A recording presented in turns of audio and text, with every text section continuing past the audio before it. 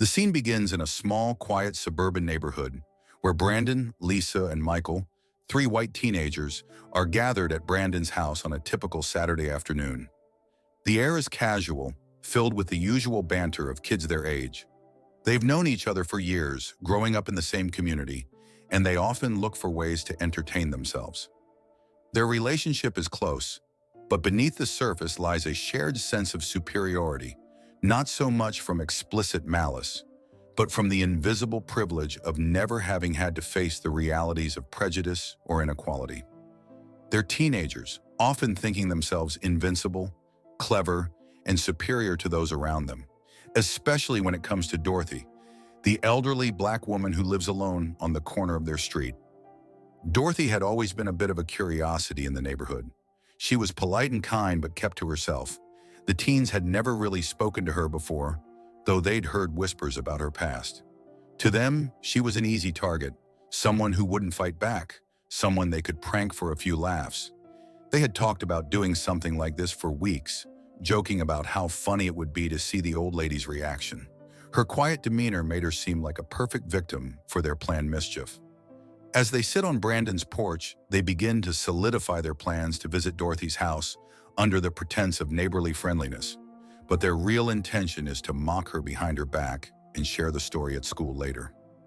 They laugh as they discuss their ideas, feeding off each other's bravado. Brandon, the ringleader of the group, suggests they bring an old camera to capture some of Dorothy's reactions. Lisa is skeptical at first, but is eventually swayed by Michael, who jokes about how harmless it would be. They convince themselves that it's all in good fun, not realizing, or perhaps not caring, about the potential harm they could cause. After all, they reason, she's just an old woman. What could possibly go wrong? As they walk up the street to Dorothy's house, they talk loudly, already setting the tone of superiority they plan to carry with them. They knock on her door with a mixture of anticipation and amusement, expecting to catch her off guard. To their surprise, Dorothy greets them with a warm smile and an open invitation to come inside. This wasn't what they had anticipated. They exchange glances, a moment of uncertainty flickering between them, but they shrug it off and step inside her modest home, still thinking they are in control of the situation. Once inside, they take in their surroundings. The house is simple, filled with worn but well-kept furniture, family photographs, and a sense of history they've never experienced. Dorothy offers them lemonade and cookies as if she's welcoming old friends. Her warmth and hospitality are disarming, and for a moment, the teens feel a pang of confusion. Why isn't she reacting the way they expected? Why isn't she intimidated by them? They awkwardly sip the lemonade, exchanging nervous glances. Dorothy's kindness makes them uncomfortable, but they try to maintain their composure, thinking this is still part of their prank. However, the mood has already started to shift in a way they hadn't planned for. The conversation begins with casual small talk, but it soon takes a more serious turn. Dorothy, sensing their curiosity and perhaps aware of their true intentions, begins to tell them stories about her life, stories about growing up during segregation, about the hardships she faced as a black woman in a country that treated her as less than human. She speaks softly at first, but there's a quiet strength in her words. As she talks, Brandon, Lisa, and Michael shift in their seats, glancing at each other with raised eyebrows. This isn't what they signed up for. They're not interested in a history lesson, and certainly not one that makes them feel uncomfortable. At first, they laugh awkwardly, trying to downplay the seriousness of what Dorothy is saying. Michael whispers a joke under his breath, and Lisa stifles a giggle. But Dorothy doesn't falter. She continues to speak, her voice growing stronger as she recounts the injustices she lived through. The teens' initial bravado begins to wane as they realize they can't simply dismiss what she's saying. The weight of Dorothy's experiences starts to press down on them, forcing them to confront a world they've never really considered before. A world where people like Dorothy had to fight for basic rights and dignity. As the conversation deepens, Dorothy begins to describe the violence and hatred she witnessed firsthand. She talks about the fear that gripped her as a child when her father had to protect their home from white supremacists who would come in the night, threatening their family simply for existing. She talks about being denied service in restaurants, about the daily humiliations she endured, and about how she had to fight just to be seen as human. Her stories are raw, emotional, and unflinching. The teens who had come expecting to laugh at Dorothy's expense now find themselves squirming in their seats. They no longer find the situation funny. Brandon stares at the floor, unable to meet Dorothy's eyes. Lisa bites her lip, fidgeting with her hands, and Michael sits silently, his earlier bravado completely gone. They feel out of their depth, unsure of how to respond. The reality of Dorothy's life is something they've never had to think about, and now, faced with it so directly, they feel exposed, vulnerable in a way they've never experienced before. They realize, perhaps for the first time, that they are not in control of this situation. Yet, even as their discomfort grows, Dorothy does not stop. She is undeterred by their reactions. In fact, she seems to sense their discomfort and pushes forward, knowing that this is a conversation they need to have, whether they want to or not. She speaks with authority, with the kind of wisdom that only comes from a lifetime of hardship and survival. The teens are silent now, unable to joke or laugh, as Dorothy's words hang heavy in the room. The mood has shifted completely. What began as a prank has turned into something far more serious, far more meaningful, and the teenagers are left grappling with emotions they don't fully understand. As the stories continue, the teens' attitudes slowly begin to shift. They're no longer mocking or dismissive, but they're still uncomfortable. They've spent their whole lives sheltered from these kinds of realities, and now they're being forced to confront them head-on. It's an unsettling experience, one that makes them question not just their actions, but the world they live in. Dorothy's words have pierced through their ignorance, and though they might not fully understand it yet, something has started to change within them. The afternoon stretches on, and the teens find themselves listening more intently, no longer eager to leave or mock Dorothy. They ask questions, real questions, not the sarcastic ones they had planned earlier. Dorothy answers each one patiently, her voice steady and calm, guiding them through the complexities of her experiences. She doesn't hold back, but neither does she berate them. She simply tells her truth, and in doing so, she begins to open their eyes to a world they've never seen before. As Dorothy continues speaking, the mood in the room shifts further. The initial tension from the teens' mockery and discomfort is now giving way to something more complex. The teens find themselves drawn into her stories, not as curious onlookers, but as people beginning to understand, perhaps for the first time, that the world is much bigger and more complicated than they had ever imagined. There's a growing awareness within each of them, a realization that what they came here to do was not only wrong, but deeply ignorant. Brandon starts to feel a knot forming in his stomach as Dorothy talks about her childhood, about how she was often turned away from schools and public places simply because of the color of her skin. She describes, in painful detail, what it was like to be told she didn't belong, to be pushed to the margins of society because of something as arbitrary as race. As she speaks, Brandon recalls moments in his own life when he or his friends had said or done things that he now realizes were cruel or dismissive, things he never thought twice about because they didn't directly affect him. He's not ready to fully admit this to himself yet, but the weight of her words is making it harder for him to ignore. Lisa, too, finds herself pulled in. Though she had initially seen the prank as a way to bond with her friends and laugh at Dorothy's expense, she now feels embarrassed by how little she knows. When Dorothy speaks about walking to school as a child and being harassed by groups of white boys, Lisa realizes that she's never had to deal with anything like that.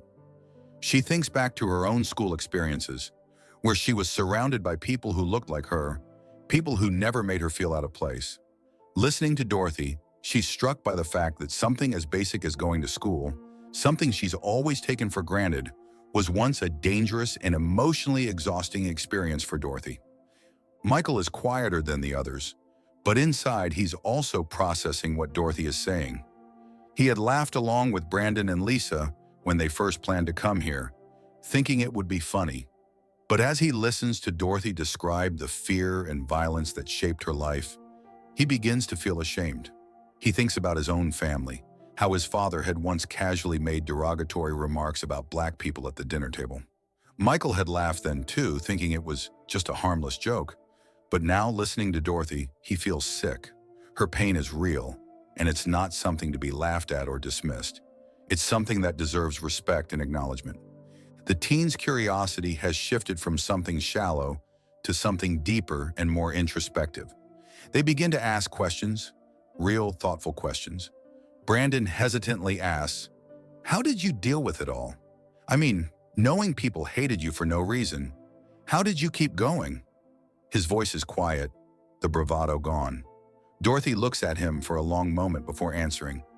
"You just keep going because you have to. There's no other choice. You keep living, keep fighting, because if you don't, they win." Her words hit hard, not just for Brandon, but for Lisa and Michael as well. They had never thought of life as a fight before. For them, life had always been easy, free of the struggles Dorothy describes. Then Dorothy turns to Brandon and asks him a question. Her voice is calm but piercing. "Can you imagine living like that? Every day knowing you're not wanted in your own country?" Her eyes lock with his, and Brandon feels his throat tighten. He tries to answer but finds himself unable to speak. The truth is, he can't imagine it. He's never had to. The privilege of not having to think about race or discrimination had always shielded him from these kinds of thoughts. Now faced with the stark reality of Dorothy's life, he feels exposed in a way he's never felt before. He can't hide behind jokes or bravado anymore. None of them can. Lisa tries to break the silence, her voice trembling slightly. "It just seems so unfair. I don't understand how people could treat you like that." Her words trail off as she realizes how inadequate they sound. But Dorothy smiles gently. "It's not about understanding why people hate, honey. It's about understanding how to rise above it." This response leaves the teens quiet again, their earlier discomfort now replaced by a sobering realization that they've lived in a bubble, one that has protected them from ever having to deal with these kinds of realities. For the first time, they start to think beyond themselves, beyond their small world, and consider the lives of others, lives that have been shaped by prejudice, hatred, and survival. They're not sure what to do with these thoughts, but they know something has shifted in them. They're no longer the same kids who knocked on Dorothy's door with plans to mock her. They've been changed by the stories she shared, by the raw honesty of her experiences. As the conversation winds down, Dorothy looks at the teens with a knowing gaze. She's seen this before, the slow realization in young people who've been sheltered from the harshness of the world. She's seen the discomfort, the confusion, and the guilt that comes with recognizing privilege for the first time. But she also knows this is the beginning of something important. These teens are at a crossroads. They can choose to ignore what they've heard today and go back to their lives unchanged, or they can carry this with them and let it shape how they move forward in the world. After a long pause, Brandon speaks up. His voice is steady but filled with an emotion he's not quite sure how to express. "I want to do something to help. I don't know what, but we can't just leave here and forget everything you've told us." Lisa nods in agreement, her face serious, while Michael remains quiet, but his expression mirrors theirs. They've come to a realization that this isn't just about hearing Dorothy's story, it's about doing something with the knowledge they've gained. As they talk, an idea begins to form. Brandon suggests they create something that would not only honor Dorothy's life, but also educate others in the community about the experiences of people like her. They toss around ideas, but nothing seems quite right until Michael mentions a mural. He remembers seeing a mural in a nearby town that celebrated the contributions of Black Americans throughout history. "What if we did something like that?" he asks hesitantly. At first, the idea seems too ambitious, but as they discuss it, they begin to see how powerful such a project could be. Dorothy listens quietly as they talk, a small smile playing at the corners of her lips. She's seen the change in them. The way their conversation has shifted from shallow amusement to genuine interest and action. When they ask her if she would be willing to be part of the project, to let her story inspire the mural, she agrees without hesitation. If it helps others understand, if it makes them stop and think, even for a moment, then it's worth it. The teens leave Dorothy's house that day with a new sense of purpose. They're still unsure of how to go about creating the mural, but they know they have to try. As they walk home, they talk excitedly about the project, already planning how they'll gather support from their friends in the community. Their transformation is evident in the way they speak. in the way they now see Dorothy not as a target for their jokes, but as a woman of immense strength and wisdom. Over the next few weeks, the teens dive into the project with determination. They research the history of their town, talk to community members, and start sketching out ideas for the mural. What began as a prank has turned into a community effort, with more and more people getting involved. Other teens join in, local artists volunteer their time, and soon the mural begins to take shape, not just as a tribute to Dorothy, but as a celebration of resilience, diversity, and the fight for equality. As they work, the teens find themselves changed in more ways than one. They're no longer the same kids who laughed at Dorothy on that fateful afternoon. They've become young activists, determined to make a difference in their community. The mural becomes a symbol of their growth, a visual representation of their journey from ignorance to understanding, from thoughtlessness to empathy. When the mural is finally unveiled, it's not just a piece of art. It's a testament to the power of stories, the importance of listening, and the possibility of change. Brandon, Lisa, and Michael stand in front of it, proud not only of the work they've done, but of the transformation they've undergone. They know they still have a lot to learn, but they also know that they've taken the first step toward becoming the kind of people who don't just witness injustice but fight against it. And it all started with a visit to Dorothy's house, a visit that changed everything. The mural unveiling is a momentous occasion. Word of the project has spread throughout the neighborhood, and people from all over town have come to see the finished work. The once small and tentative idea has grown into something far bigger than Brandon, Lisa, and Michael could have imagined. The mural stretches across a large wall in the town square, its vibrant colors and powerful images telling the story of struggle, resilience, and hope. It features Dorothy prominently, surrounded by symbols of the civil rights movement, local history, and representations of those who have fought for justice. As the crowd gathers, the teens stand nervously to the side. They're proud of what they have accomplished, but they also know that not everyone will view the mural in the same way. Some people in the community have already expressed skepticism, and others have whispered about the mural being too political or stirring up issues that should remain in the past. Brandon feels a knot of anxiety in his stomach as he watches people file in, unsure of how the mural will be received. The mayor gives a short speech, praising the teens for their hard work and acknowledging the importance of the mural as a reflection of the town's history. The mayor's words are diplomatic, carefully crafted to avoid controversy, but Brandon, Lisa, and Michael notice the lack of true conviction in his voice. It's clear that while he supports the mural publicly, he doesn't fully grasp the weight of what it represents. Still, the teens appreciate his support, knowing that getting this mural approved was no small feat. As the mayor finishes, the crowd applauds politely, and the cloth covering the mural is finally pulled away. There's a collective intake of breath as the artwork is revealed. The mural is stunning, bold, vibrant, and undeniably powerful. It's a stark contrast to the quiet, conservative atmosphere of the town. For a moment, there's silence as everyone takes in the details: the faces of Black leaders, the images of marches and protests, the somber reminders of segregation, and Dorothy's dignified figure in the center, a symbol of strength and survival. But just as the crowd begins to murmur in appreciation, a voice cuts through the air. It's Mr. Thompson, a well-known figure in the community and someone who had been vocally opposed to the mural from the start. "This is an outrage," he shouts, stepping forward from the back of the crowd. His face is red with anger, and his voice carries a tone of righteous indignation. "This is nothing but propaganda. You're turning our town into a battleground for your so-called social justice. We don't need this kind of divisive nonsense here." The crowd falls silent, and all eyes turn to Mr. Thompson. The teens feel their hearts sink. This is the moment they've been dreading, the backlash they knew might come. Brandon clenches his fists, feeling a surge of frustration and anger. They've worked so hard, poured so much of themselves into this project, only to have it dismissed in a single hateful outburst. Dorothy, standing near the front of the crowd, watches Mr. Thompson with a calm but knowing expression. She's seen men like him before, men who cling to their ignorance because it's easier than confronting the truth. She doesn't respond immediately, allowing the weight of his words to settle over the gathering. The tension is thick, and the atmosphere has shifted from one of celebration to one of confrontation.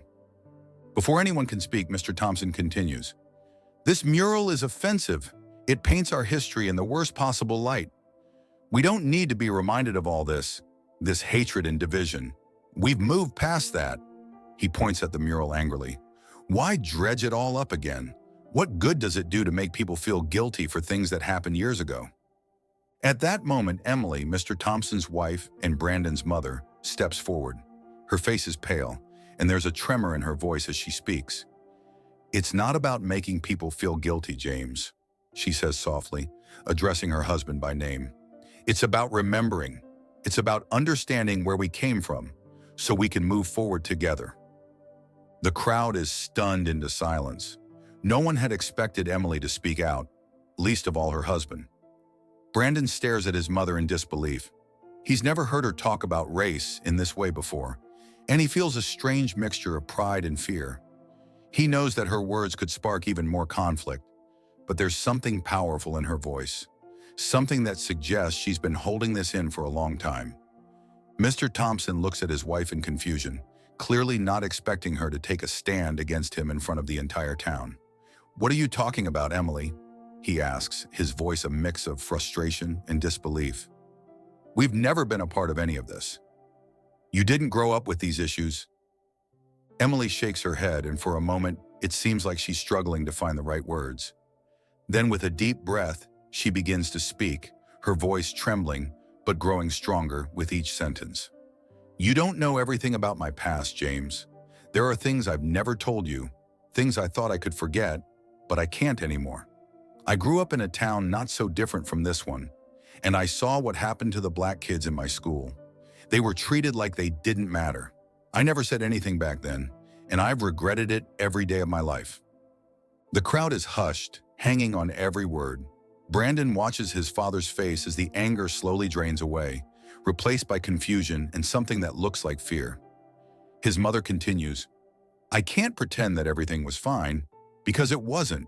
And we can't pretend that things like this mural don't matter. It's not about making us feel bad for the past. It's about making sure we don't repeat it. Mr. Thompson looks like he's been struck. He opens his mouth to speak, but nothing comes out. For the first time, it seems like he's at a loss for words.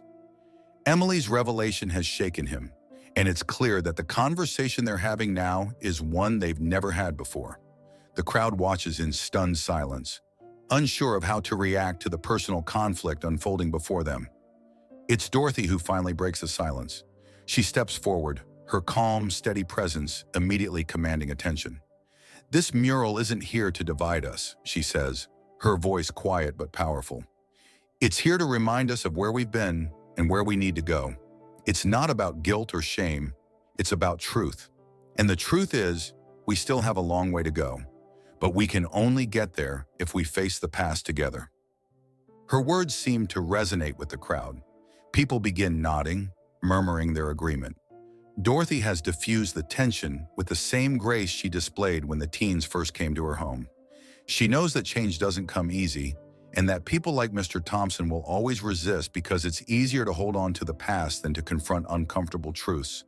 But she also knows that there's power in stories, in remembering, in refusing to forget. Slowly, the mood in the crowd begins to shift. People start clapping, at first hesitantly, then more confidently. The mural stands as a symbol not of division, but of the possibility of unity through understanding. The tension lingers, but there's a sense that the mural has done its job. It has sparked the difficult conversations that need to be had. Brandon, Lisa, and Michael exchange glances, overwhelmed by the emotions of the day. They had known there would be resistance, but seeing it unfold in such a public, personal way has shaken them. Yet they also feel a sense of pride. They know now that this project wasn't just about art, it was about creating space for the community to confront its past, and in doing so, begin the work of healing. In the days that follow, the mural becomes a focal point for the town. People gather around it, some to admire it, others to debate its meaning. But regardless of how they feel about it, the mural has sparked a dialogue that can't be ignored. Teachers bring their students to see it, using it as a starting point to discuss history and justice. Families walk by and pause, children asking their parents what the mural represents. The mural has become more than just a piece of art, it has become a catalyst for change. For Brandon, Lisa, and Michael, the experience has transformed them in ways they hadn't anticipated. They continue to work with the community, helping to organize discussions, events, and even more public art projects. They've learned that the road to understanding and change is long and difficult, but they're committed to walking it. They're no longer the same teens who knocked on Dorothy's door with selfish intentions. They've grown not just in knowledge, but in empathy and responsibility. And Dorothy? She watches all of this with a quiet pride. She knows that the mural is just the beginning, that the real work of change happens slowly, over time, through the actions of those willing to listen, learn, and act. But she's seen the seeds of that change planted, and she knows that, for the first time in a long while, there's real hope for the future. In the weeks following the mural's unveiling, the town begins to feel the ripple effects of the project. What had started as a simple piece of art created by a few teenagers has now become the heart of an ongoing conversation about race, history, and the need for change. The mural, with its bold depiction of Dorothy and the symbols of the civil rights movement, stands tall in the center of town, drawing attention from anyone who passes by. Some admire it quietly, taking in the vibrant colors and the emotions it evokes. Others linger in front of it, discussing its meaning with friends or family. School groups visit it, led by teachers who use the mural as a visual teaching tool to discuss the town's history in the broader context of racial inequality. The mural, once thought of as a fleeting project by a few teenagers, has grown into a permanent fixture of the community's identity. It sparks conversations that had long been buried, conversations that people had either been too afraid to have or had convinced themselves weren't necessary. People who might have walked past Dorothy on the street without a second thought now find themselves talking about her life, her resilience, and the stories she represents. The teens who painted the mural, Brandon, Lisa, and Michael, are surprised by the impact it's had, not just on the town, but on themselves. For Brandon, the mural has become more than just a project. It's a symbol of the change he's starting to see in himself. The weeks leading up to the mural's completion were a whirlwind of new experiences, meeting people in the community who shared their stories, learning about the deep-rooted issues of racism that stretched far beyond what he had ever understood. And now, as he stands in front of the mural, watching people interact with it, he realizes that he too has been transformed. He no longer sees the world through the narrow lens of his own experience. His encounter with Dorothy has opened his eyes to the complexity of the world and the privilege he had taken for granted. He catches sight of Dorothy across the square, speaking with a group of children who have come to see the mural. She's explaining the images, pointing out the different figures, and telling them stories about the struggles and triumphs of her life. Watching her, Brandon feels a deep sense of gratitude. Her willingness to share her life with them, to trust them with her story, has been the catalyst for his growth. Lisa, too, has been deeply affected by the experience. The girl who once laughed at the idea of pranking an elderly woman now feels a profound sense of responsibility. The mural has sparked something in her, a desire to do more, to keep pushing for change. She's been spending more time at the local library, reading about the civil rights movement, learning about people like Dorothy who fought for justice in the face of overwhelming adversity. She finds herself wanting to talk to others about what she's learning, to share the knowledge she's gaining. The mural is just the beginning, she realizes. There's so much more work to be done, and she's committed to being a part of it. When she visits Dorothy, she often brings her questions, eager to learn more about the past and how it connects to the present.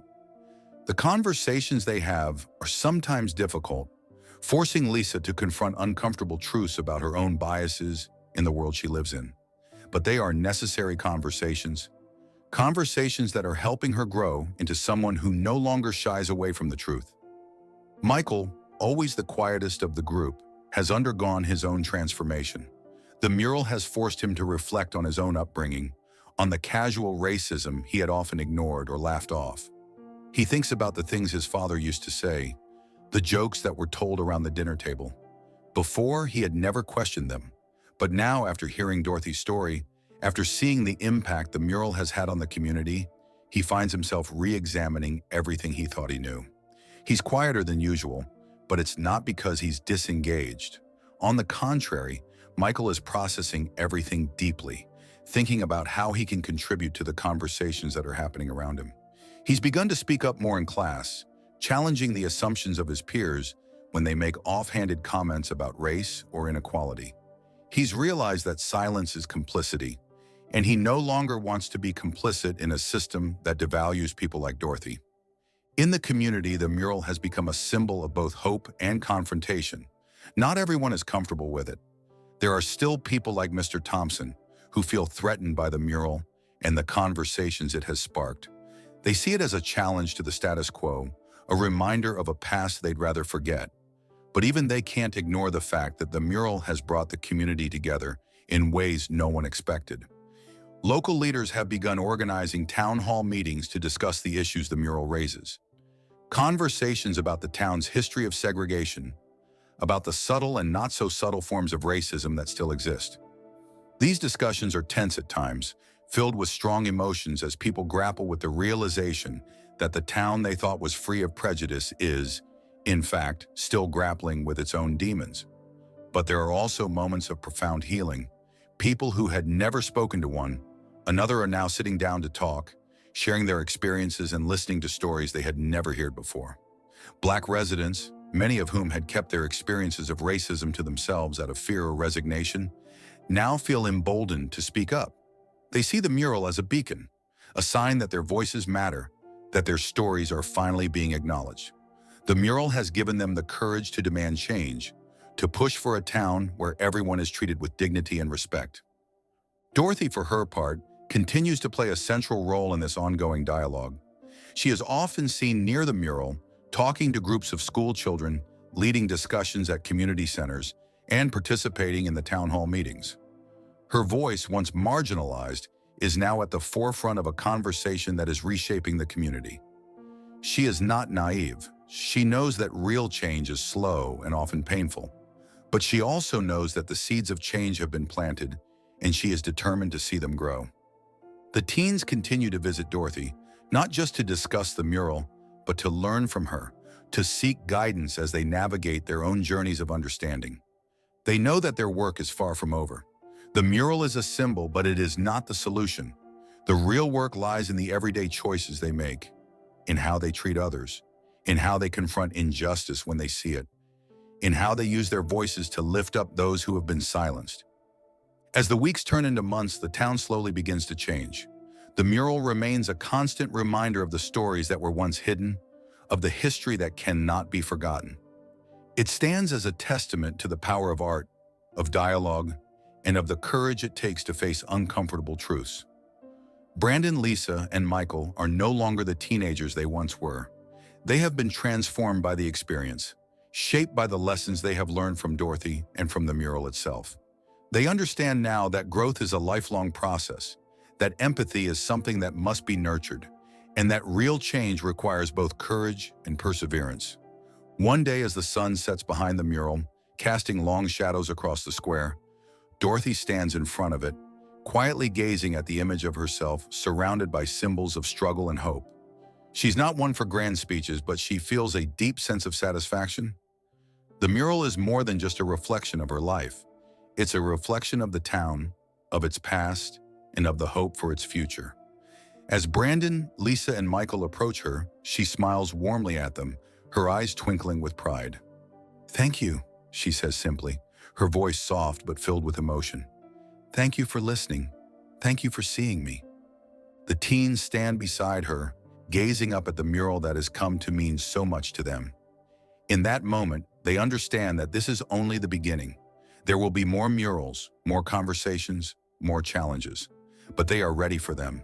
They have learned that change begins with listening, with empathy, and with action, and they are committed to continuing that work, together, as a community and as individuals who have been forever changed by the stories they've heard and the lessons they've learned. As the sky darkens and the last rays of sunlight disappear, the mural stands tall, illuminated by the soft glow of streetlights. It's a symbol not just of the past, but of the future, a future where people are willing to confront their own prejudices, to listen to one another, and to work together to build a more just and inclusive world. And for Brandon, Lisa, Michael, and Dorothy, it's a future they're ready to fight for.